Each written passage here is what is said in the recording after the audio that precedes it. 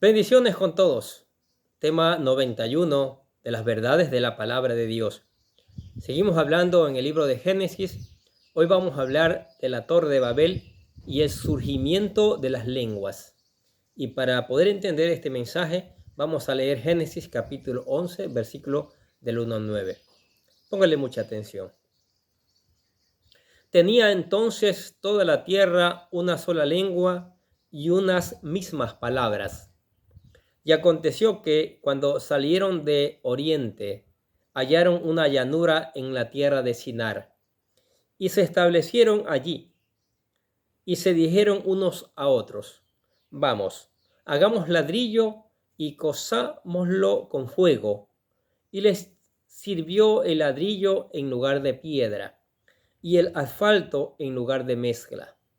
Y dijeron: vamos, edifiquemos una ciudad y una torre, cuya cúspide llegue hasta el cielo, y hagamos un nombre, por si fuéramos esparcidos sobre la faz de toda la tierra. Y descendió Jehová para ver la ciudad y la torre que edificaron los hijos de los hombres.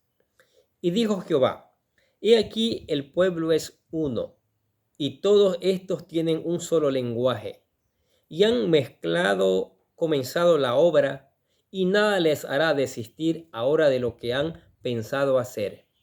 Ahora, pues, descendamos y confundamos allí su lengua, para que ninguno entienda el habla de su compañero. Así los esparció Jehová desde allí sobre la faz de la tierra, y dejaron de edificar la ciudad. Por esto fue llamado el nombre de ella Babel, porque allí confundió Jehová el lenguaje de toda la tierra, y desde allí los esparció sobre la faz de la tierra. En esta oportunidad iniciamos el estudio del capítulo 11 de los orígenes. Génesis, el capítulo podría resumirse en tres grandes, este capítulo 11 de Génesis. El origen del primer gran imperio organizado que se rebela contra Dios. Génesis capítulo 11, versículos del 1 al 9. El origen de los descendientes de Sem, que va desde Génesis capítulo 11 al versículo 10 al 26.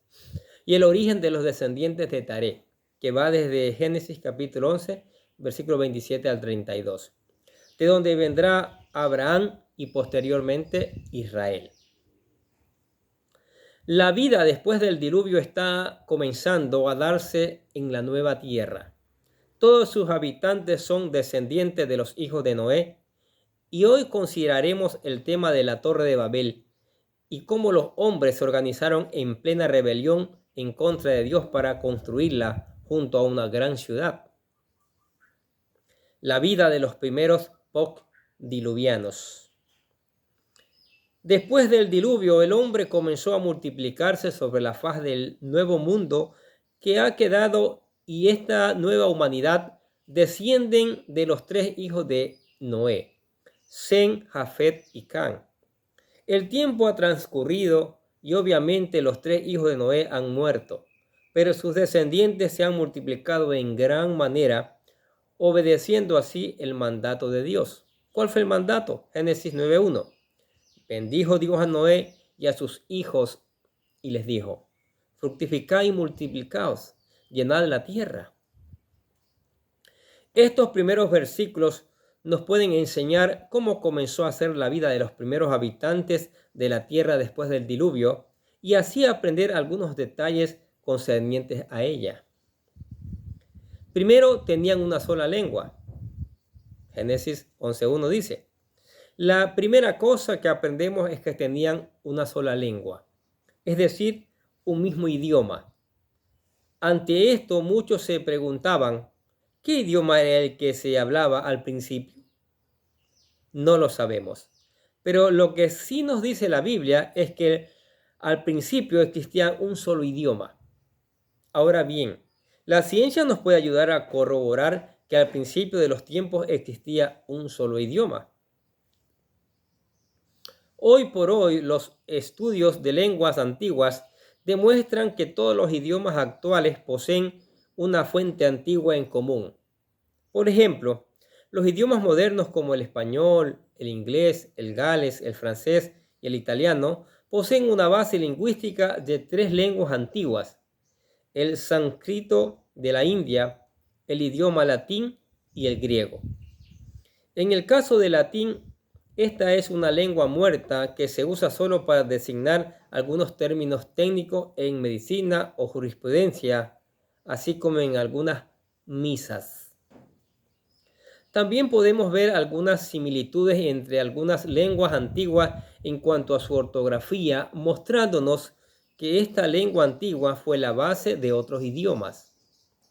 Por ejemplo, el idioma fenicio, una lengua semítica que se habló en las regiones de Lidia y Siria, muestra a través de su códice de letras que fue el origen del alfabeto hebreo, griego, árabe, del abecedario latino y español. Todo esto que hemos evaluado nos muestra que todas las lenguas modernas apuntan a que tuvieron un origen antiguo en común. Sin embargo, difícilmente podría rastrearse cuál fue el primer idioma que se habló, o cuál era el idioma que se habla en los tiempos de Babel, ya que otra característica de los idiomas es que se modifican en cuanto a su escritura y pronunciación con el largo del tiempo. Algunas palabras o letras caen en desuso y así sucesivamente.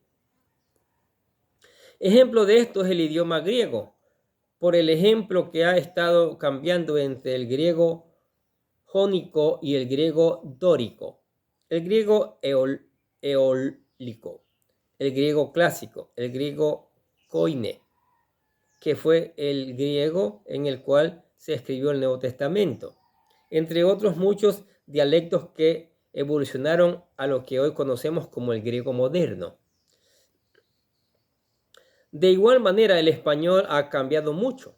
Por ejemplo, cuando leemos Génesis capítulo 1, versículo 1 al 5 de la versión de la Biblia del Oso de 1969, de Casiodoro de Reina, dice: en el principio crió Dios los cielos, y la tierra estaba deformada y vacía, y las tinieblas actúan sobre la faz del abismo, y el Espíritu de Dios movía sobre la haz de las aguas, etcétera, etcétera. Ahora, lo mismo leemos en los versículos de la versión Reina Valera de 1906, de igual manera. Ahora, en la versión de la Reina Valera de 1960 cambia. En el principio creó Dios los cielos y la tierra estaba desordenada y vacía, y las tinieblas estaban sobre la faz del abismo. Mire la diferencia. Ahora vamos a leer en la versión contemporánea. Dios en el principio creó los cielos y la tierra estaba desordenada y vacía, las tinieblas cubrían la faz del abismo, y el Espíritu de Dios se movía sobre la faz de la superficie de las aguas. Si nos damos cuenta, el español ha cambiado de 1569 a la fecha en acentuación, redacción, dicción y aún en algunos caracteres. Por tanto, sería difícil afirmar cuál fue el primer idioma que la humanidad habló, pero sí podemos estar seguros de que al principio hubo un idioma que todos hablaban en común. Ahora, comienzan a construir las primeras ciudades. Dice Génesis, el versículo 2 y 3 del capítulo 11. Leamos. Y aconteció que cuando salieron del oriente, hallaron una llanura en la tierra de Sinar, y se establecieron allí, y se dijeron unos a otros: vamos, hagamos ladrillo, y cosámoslo, y se establecieron allí. Con fuego, ¿verdad? Y les sirvió de ladrillo en lugar de piedra, y el asfalto en lugar de mezcla. Después que el hombre se hubo multiplicado, la Biblia nos dice que se ubicaron al oriente, en una llanura en la tierra de Sinar. Esta llanura estaba ubicada entre los ríos Tigres y el Éufrates, en Mesopotamia, y fue aquí donde Nimrod, el primer gobernador de estas tierras, construyó grandes ciudades. ¿Sí? Leamos Génesis capítulo 10, versículo del 8 al 12. Y dice, y Cus engendró a Nimrod, quien llegó a ser el primer poderoso en la tierra. Este fue vigoroso cazador delante de Jehová, por lo cual se dice, así como Nimrod, vigoroso cazador delante de Jehová, y fue el comienzo de su reino Babel, Eret, Akkad y Calne en la tierra de Sinar. Y de esta tierra salió para Asiria, y edificó Nínive, Rehobot, Cala y Resén, entre Nínive y Cala, la cual es ciudad grande. Podemos ver la cantidad de ciudades que estos hombres edificaron durante este periodo y que dieron lugar a grandes naciones como Asiria, Babilonia, Meda y Persia. También es notorio cómo el ingenio arquitectónico del hombre comienza a surgir. Mire, hicieron ladrillo, utilizaron el asfalto como mezcla, dice el texto de Génesis. Esta técnica les ayudaba a ya no utilizar la roca para crear infraestructuras simples, sino hacían ladrillo cocido con fuego y el asfalto les ayudaba a fijarlos como la mezcla lo hace ahora. De acuerdo con la arqueología, los primeros ladrillos fueron hechos de una mezcla de arcilla, lodo y paja. Estos eran formados en moldes que se dejaban secar al sol o los cocían en fuego, tal y como se nos sugiere en este versículo.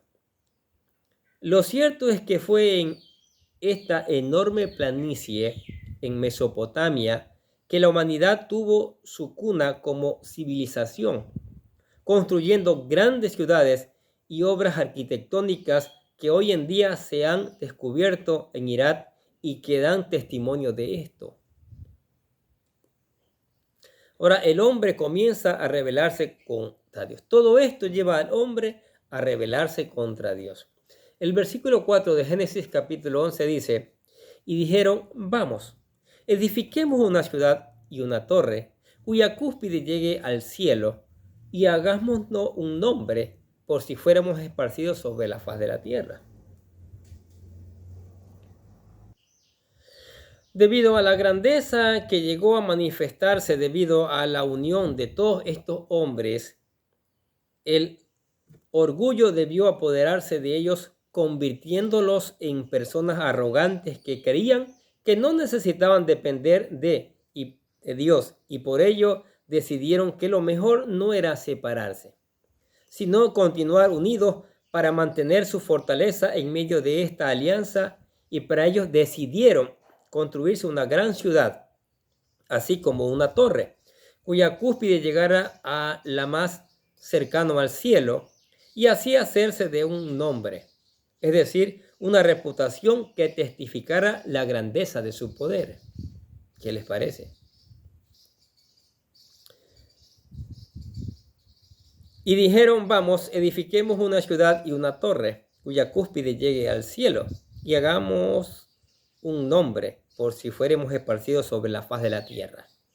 Así que aquí vemos el pecado de estos hombres. Primero, su deseo de permanecer unidos construyendo una gran ciudad y torre que iba en contra del mandamiento que Dios les había dado de multiplicarse y poblar la tierra. Segundo, el deseo de hacerse un nombre nos habla de la arrogancia de ellos al creer que no necesitaban a Dios para que los gobernara sus vidas. Es curioso que cuando se estudia este tema se habla mucho de la Torre de Babel. Sin embargo, el texto nunca menciona como la Torre de Babel, sino simplemente la llama torre. Pero sí nos dice que deseaban construir no solo la torre, sino una ciudad. Ahora bien, esta torre que querían hacer realmente era un tipo de construcción que hoy es conocida como zigurat, una construcción de origen sumerio y asirio que consistía en una torre principal que era escalonada, de base cuadrada, con terraza, muros inclinados y soportados por contrafuertes revestidos de ladrillo cocido, la cual culminaba en un pequeño templo dedicado a algún dios pagano. De esta forma, la gran ciudad ubicada en aquella gran planicie en el valle de Sinar poseía este gran zigurat que se elevaba posiblemente en medio de ella con el fin de que todo ciudadano la viera y se sintiera orgulloso del poder y la grandeza que habían alcanzado. Entonces, al ver esto, Dios decide confundir las lenguas. Dios no se va a quedar quieto ante algo que no está bien en el universo, ante algo que no están haciendo bien su creación. El texto nos dice que Dios desciende a la ciudad para observar la obra que están haciendo. Dice, y descendió Jehová para ver la ciudad y la torre que edificaban los hijos de los hombres. Esta palabra que se usa aquí, descendió, es un antropomorfismo que nos sugiere que Dios en su omnisciencia y omnipresencia conocía la intención de los hombres que tenían de edificar una torre. Leamos. Y dijo Jehová, he aquí el pueblo es uno y todos estos tienen un solo lenguaje y han comenzado la obra y nada las hará desistir de lo que han pensado hacer. Dios sabía que estos hombres estaban determinados a finalizar esta obra. Por ello, decide poner fin a su unidad y para ello confunde las lenguas. Dice, ahora pues descendamos y confundamos allí su lengua para que ninguno entienda el habla de su compañero. Tiene que haber sido tremendo, ¿no? Tremendo, ¿no? Poder entenderse. Podemos ver cómo Dios mantiene una conversación con la persona de la Trinidad, sugiriéndonos desde el libro de los comienzos que eran más que una persona, Padre, Hijo y Espíritu Santo.